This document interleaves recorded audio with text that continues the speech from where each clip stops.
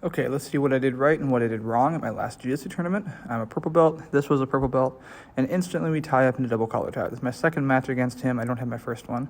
When he breaks down, I set up quick, and normally this is where you set the double up, but I just felt a better idea to pull and twist. Now right here, I should have been able to secure the pin, get an armbar earlier, but I struggle in no-gi to secure off those foot sweeps, and I always end up in this side position.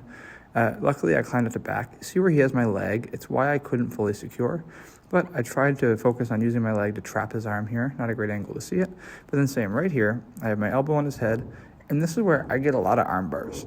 So if I could get my leg on top of his head, see where my right leg's underneath him, I could arm bar him. But he is holding on for dear life to not let that happen. So I try to roll to free the leg, and then it's going to come back up, get both hooks in and chill. Now, as you see where he puts his hands here, in the last match, I reached through and I sprawled him out, which he wasn't going to let me do. So I had to kind of just harass him and see if I could find a way to get his arms to move anyway. Right here, I should have gone to sprawl him out again. I just didn't feel a good grip for it. He rolled. Now, I'd already rear naked choked him today. I did that in the previous match. So he was very ready for it. His coach was giving really good call-outs. He's a solid coach. I was just trying to maintain control. See how I hook behind his hamstring? I might do it again. But if he starts clearing that top leg, I always make sure I'm hooking something to control. It stops him from getting his back to the mat. See, once again, I have that far leg hooked. I know that's dangerous because white belts will get ankle locked from there, but I'm not too worried about that ankle lock. I'd rather maintain the control. So right there, I did it again. The main way for him to get out of this is if he can make his hips point straight up while my hips don't follow him. So I was kind of avoiding that. He was doing really good at defending. Normally for here, I'd look to go into arm bars, but my leg was stuck under him. So I just kept trying to trap. Right here, I almost had it.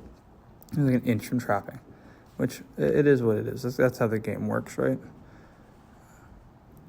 Trying to maintain control. Here, I have the lock. I'm on his face. I normally finish when I'm on their face like this. I just didn't get a chance to. I didn't feel like I get enough of a squeeze. And I don't know why. I think I was just kind of gassed. But I should have been still digging to get under the jaw. With his arms up here too, it made it really difficult. I've been really working since this tournament to do arm-in chokes, which are both triangles and head and arm triangles, where I use my arms. Like, they call it a side choke if you look up for Rasta Hobby. And I've been working on getting those done just so I can deal with a guy who gets his arms up high like this. Once again, though, I'm not too worried about an escape. As he's getting it back in, I still have my hooks in. If I ever feel him slip out, I tend to hop right to mount, which you'll see me do here in a minute. He does get one really good escape, but obviously, as long as I can keep harassing his neck, it's going to be very difficult for him to do anything. Once again, I'm really close to the arm trap.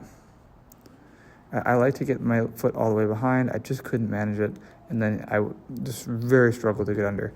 Every time I was on his jaw, like, look how locked in this is. I have the hands connected, I'm squeezing, but he refused to tap. And I know that hurt. I've finished so many people like that. Once again, it's not something I do in the gym very much, just because it's mean, but in tournament, it's nice. So here's where it starts to get fun. So I have his arm trapped up. I like to get the other arm. I always prioritize control over submission. So I like to tie both their arms up and then slowly move up. Now here I made a fatal mistake. I already know how to fix it, but I'll explain when we get to it. But he does initiate a really good escape. So here he has both underhooks. There's a Kimura I should have gone for as he tried to do that, but I was too, there it is. I was too far forward. So here, see how I kind of went up forward to avoid that? I shouldn't have.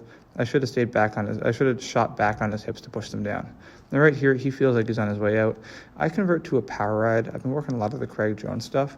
It's more just like a leg ride, any basic wrestling variation. And see how I have him curled up there? And then it's really easy. Whenever I want, I can take mount. And my arm position is actually pretty good because he's feeding the head and arm triangle.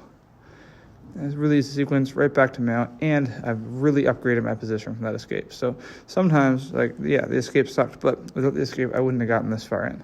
Now, if I'd gotten here earlier, I could have finished, but I couldn't get his shoulder off the mat. I don't like to go for the head and arm triangle unless I can get his shoulder elevated more.